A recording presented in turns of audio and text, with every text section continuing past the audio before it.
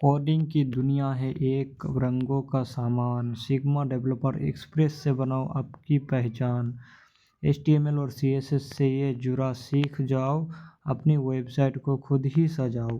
सपने बड़े हैं पर डरना कैसा, कोडिंग सीखने का जज्बा हो तो रुकना कैसा। चलो शुरुआत करें, बनाए नई कहानी।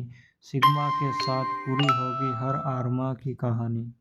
तो इसी बात पे हम आ चुके हैं 62 नंबर क्लास, और इस क्लास में हम सीखेंगे बॉर्डर एंड इस रेडियस और बॉर्डर एंड स्टार्ट रेडियस। तो इन प्रॉपर्टी हमारा क्या काम करता है, ये पिछली वाली में ही काम करेगा, पिछली वाली की तरह ही, लेकिन थोड़ा सा डिफरेंस है। तो यहाँ पर क्या डिफरेंस है वही हम जानेंगे इस वीडियो में। तो यहाँ पर जो हमने पिछले में सीखा था बॉर्डर टॉप लेफ्ट और टॉप राइट रेडियस, उसके बाद बॉर्डर बॉर्डर बॉटम लेफ्ट और बॉटम राइट रेडियस, तो उसी का ही ओपोनेंट है, ये उसी का ही तरह काम करेगा, उसका ओपोनेंट नहीं, डायरेक्ट उसी की तरह ही बोल सकते हैं, लेकिन इसमें कुछ एडवांस है फ्यूचर जो हम यहाँ पर देखेंगे। तो यहाँ पर क्या है हमारा, ये देखो। तो यहाँ पर डिस्क्रिप्शन क्या है, ये CSS प्रॉपर्टीज एलिमेंट को लॉजिकली कॉर्नर को राउंड करने के लिए यूज़ होता है।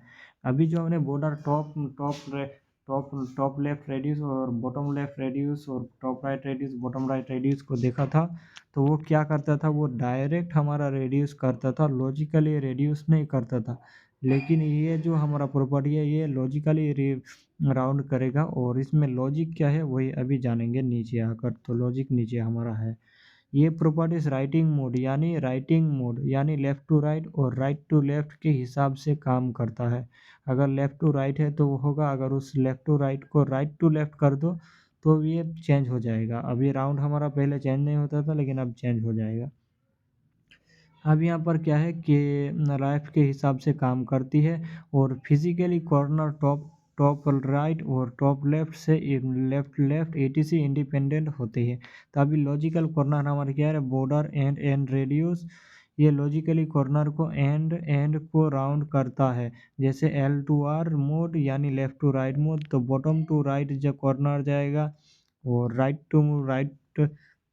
टू लेफ्ट मोड यानी हमारा बॉटम की लेफ्ट कॉर्नर पे जाएगा। इसी के साथ बॉर्डर एंड स्टार्ट रेडियस और लॉजिकली कॉर्नर को एंड स्टार्ट को राउंड करता है, जैसे कि L2R यानी लेफ्ट टू राइट, राइट में हमारा क्या आएगा, बॉटम लेफ्ट कॉर्नर, और राइट टू लेफ्ट हमारा बॉटम राइट कॉर्नर।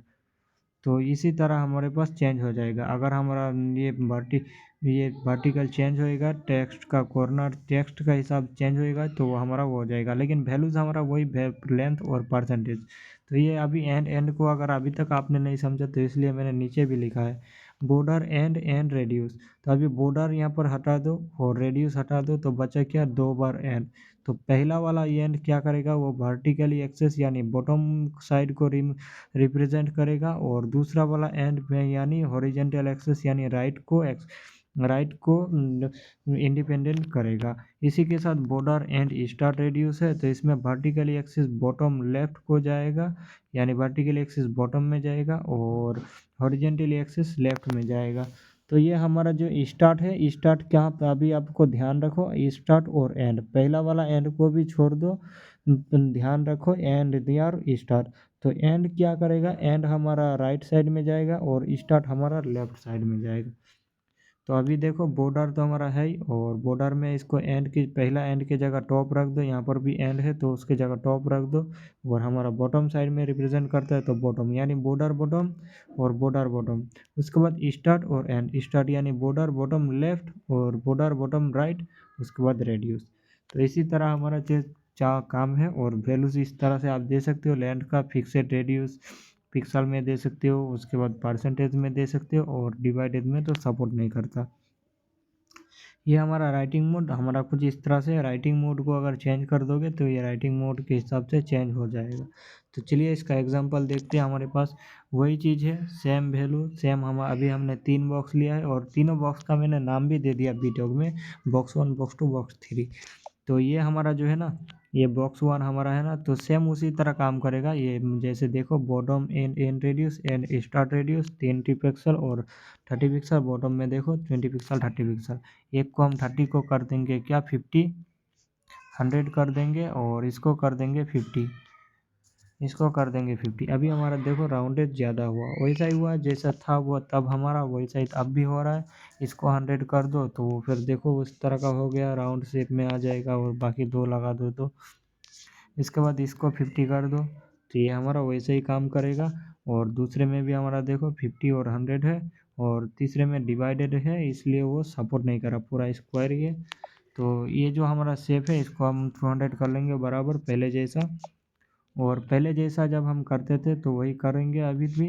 ये 50 कर देंगे इसको, ये 500 में ज़्यादा आ गया, 50 कर देंगे तो ये आ गया। तो अभी हमारा तो काम सही है, नहीं इसको 50 कर दो।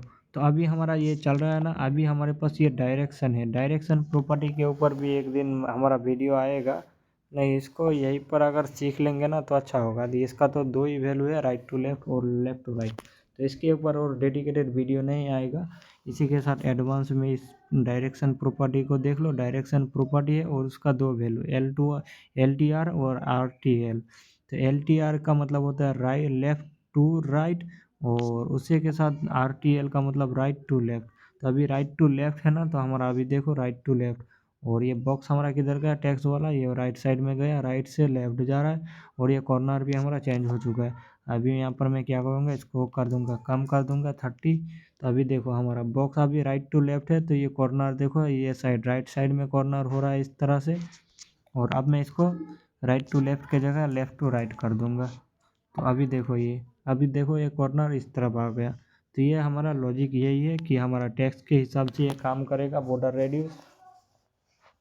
और अब यहाँ पर हमें क्या करना पड़ेगा कि अगर हमारा टेक्स्ट चेंज होगा तो वो रेडियस भी चेंज हो जाएगा। हमें अगर ऐसे सिचुएशन आता है कि हम टेक्स्ट का जो साइड है वो चेंज कर देंगे, टेक्स्ट को दूसरे साइड से लाएंगे, तो अभी बहुत सी बाद में जो हमारा डेटाबेस से डेटा आता है, ये जो बॉक्स 1 बॉक्स 2 टेक्स्ट है ना, ये हमारा अक्सर हमारा पास ज़्यादातर जब वेबसाइट प्रोजेक्ट में काम करते हैं ना, तब हमारा डेटा ये जो है ये आता है हमारा कहाँ से, सर्वर से, यानी जेसन फाइल से, एपीआई से आता है। तो तब तो हम यहाँ पर एपीआई से आता है, तो हमारे पास तो अब पता नहीं कि हमारा जो टेक्स्ट आया है यूज़र ने किस फॉर्मेट में दिया है। अगर कोई अरबी में टेक्स्ट दिया है तो वो टेक्स्ट तो हमारा इस तरफ से स्टार्ट नहीं होगा ना, वो इस तरफ से स्टार्ट होगा। जैसे यहाँ पर राइट टू लेफ्ट स्टार्ट होगा, वो लेफ्ट टू राइट तो होगा ना इस तरफ से। और हमने यहाँ पर क्या, बॉर्डर टॉप लेफ्ट और टॉप राइट रेडियस लगा दिया, यानी इस तरफ राउंड कर दिया, इस तरफ से इस तरह से राउंड कर दिया, इस तरह से।